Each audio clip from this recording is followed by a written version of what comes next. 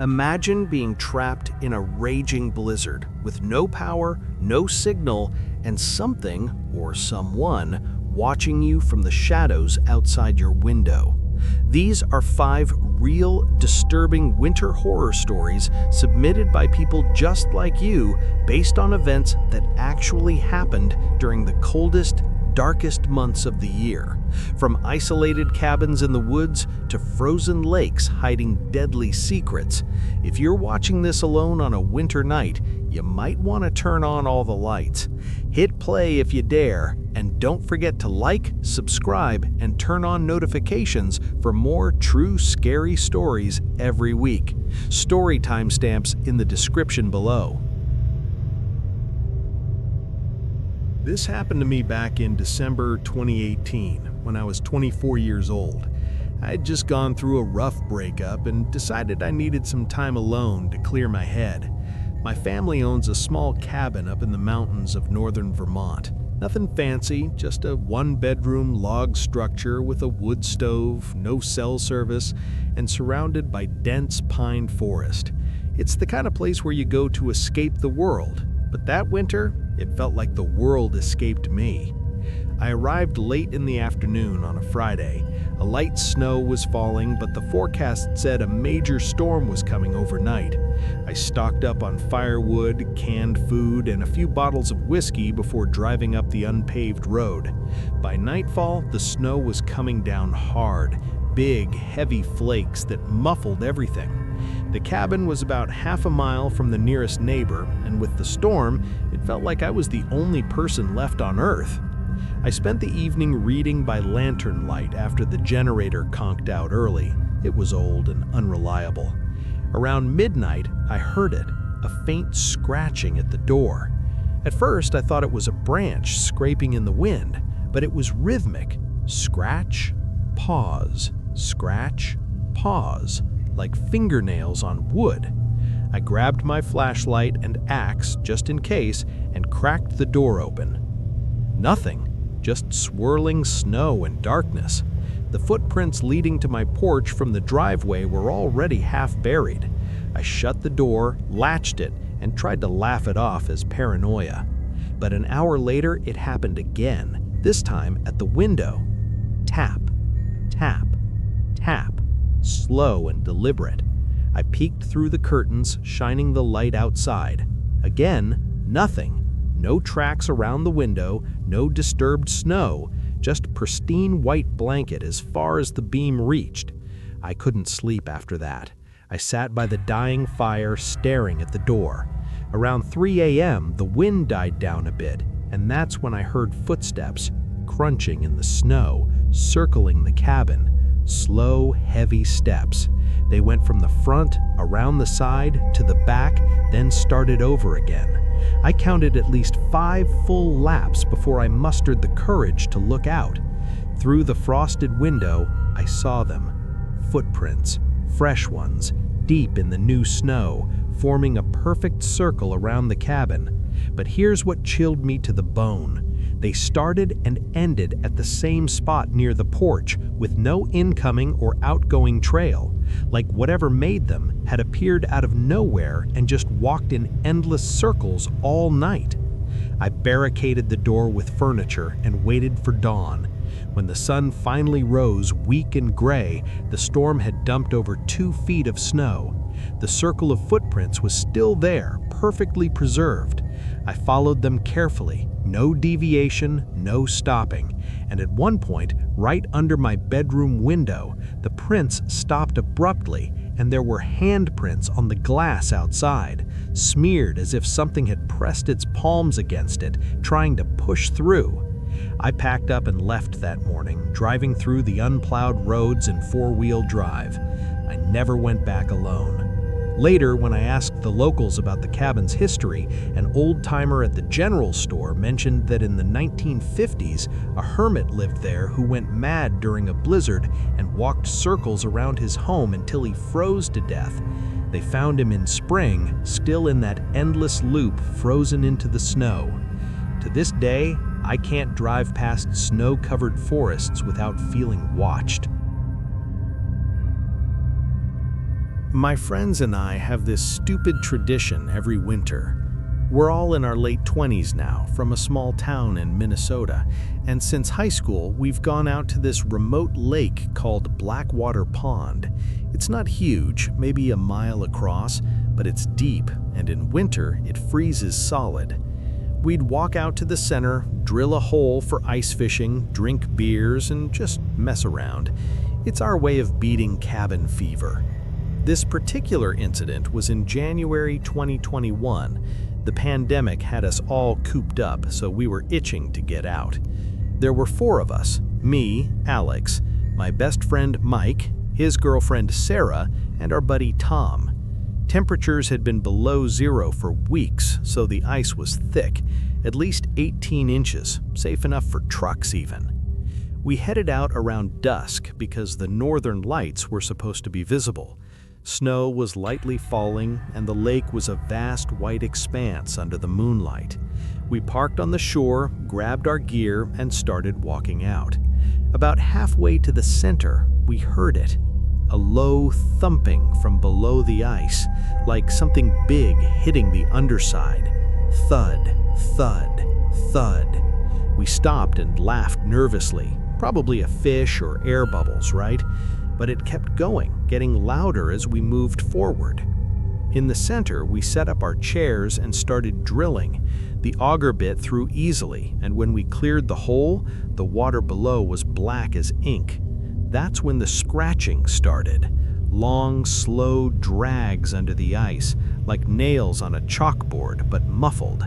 It circled our group, moving from one side to the other. Sarah got freaked out first. "Guys, let's go back." But we guys were stubborn, wanted to prove it was nothing. Tom shone his headlamp down the hole, and for a split second, we all saw it.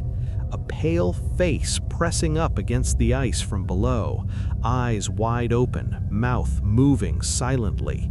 It was humanoid, but wrong, skin translucent, hair floating like it was still underwater. We bolted. Running on ice is terrifying. Every step cracked slightly under our weight. Behind us, the thumping intensified, following our path. Cracks started forming in the ice where we stepped, spider-webbing out.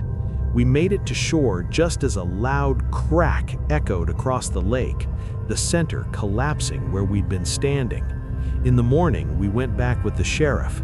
The hole we'd drilled was gone, refrozen overnight, but there were drag marks leading from the broken ice to the shore, long grooves as if something heavy had pulled itself out. The sheriff told us an old legend. In the 1920s, a family ice fishing fell through when the ice was thin. They all drowned, but the father's body was never found. Locals say on cold nights, he tries to pull others down to join them. We never went back to Blackwater Pond. Some traditions aren't worth keeping. I used to work as a park ranger in Yellowstone National Park during the winters. Most people think of Yellowstone as a summer destination with geysers and bears, but in winter, it's a frozen wilderness. Roads closed, only snowmobiles and cross-country skis allowed. Visitor numbers dropped to almost zero, and the park feels haunted. This was winter 2019. I was stationed at a remote ranger cabin near the Lamar Valley, alone for weeks at a time.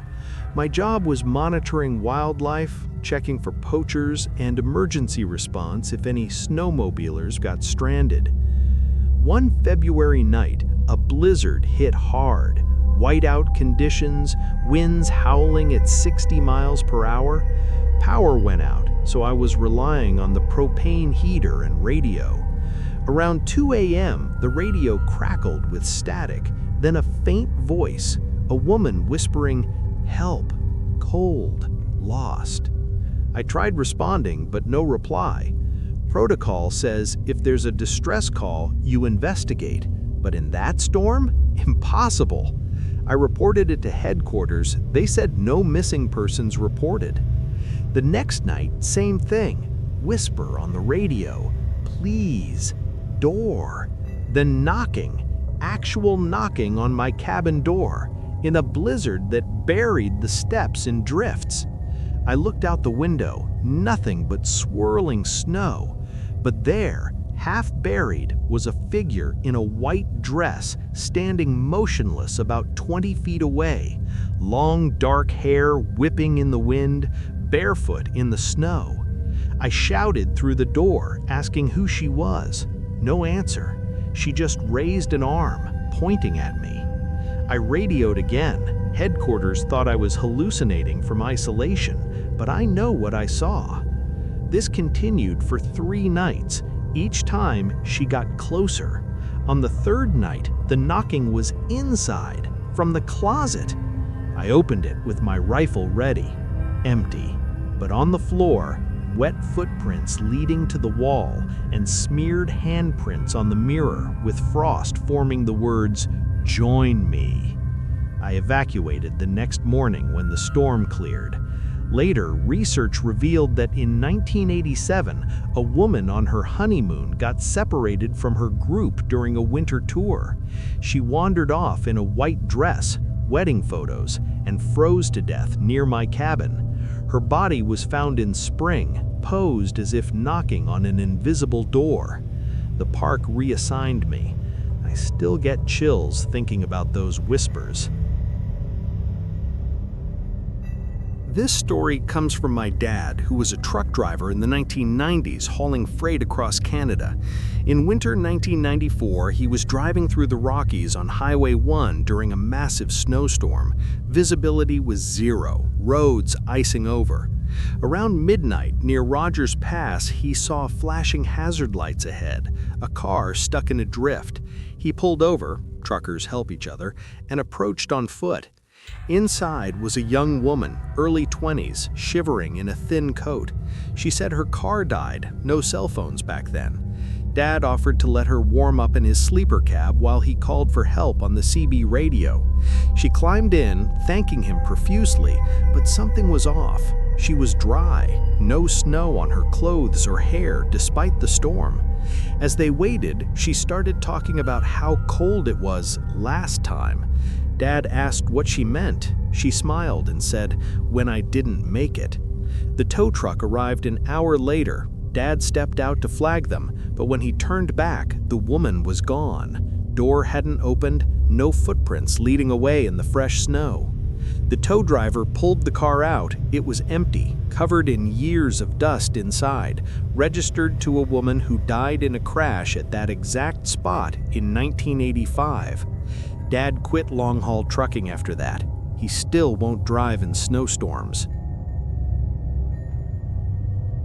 My girlfriend and I rented an Airbnb cabin in the Adirondacks for New Year's 2022. Secluded, no neighbors for miles, perfect romantic getaway. The listing said, rustic charm, wood stove, hot tub. We arrived in a light flurry. The key was in the lockbox, everything as described, but the air inside felt heavy, like someone had just left. First night, fine. We made dinner, watched the snowfall, but around 3 a.m., I woke to whispering downstairs, children's voices, giggling. I checked, nothing, house empty. Next day, we found old photos in a drawer, a family from the 1970s, kids playing in the snow. That night, the whispers again, then footsteps running up the stairs. We locked the bedroom door. In the morning, snow angels in the yard, dozens of them, small child-sized. But we'd been inside all night, and no tracks leading to or from them. The final night, New Year's Eve, the power went out. In the dark, we heard singing, Auld Lang Syne, faint from the attic. We peeked up the pull-down stairs. In the beam of the flashlight, 3 small figures in old-fashioned winter clothes, holding hands in a circle, backs to us. We left at dawn, forfeiting the deposit. The host later refunded us voluntarily, saying the cabin has issues, and mentioning a family that perished in a fire there in 1978, carbon monoxide from the stove. We still celebrate New Year's at home now, with all lights on.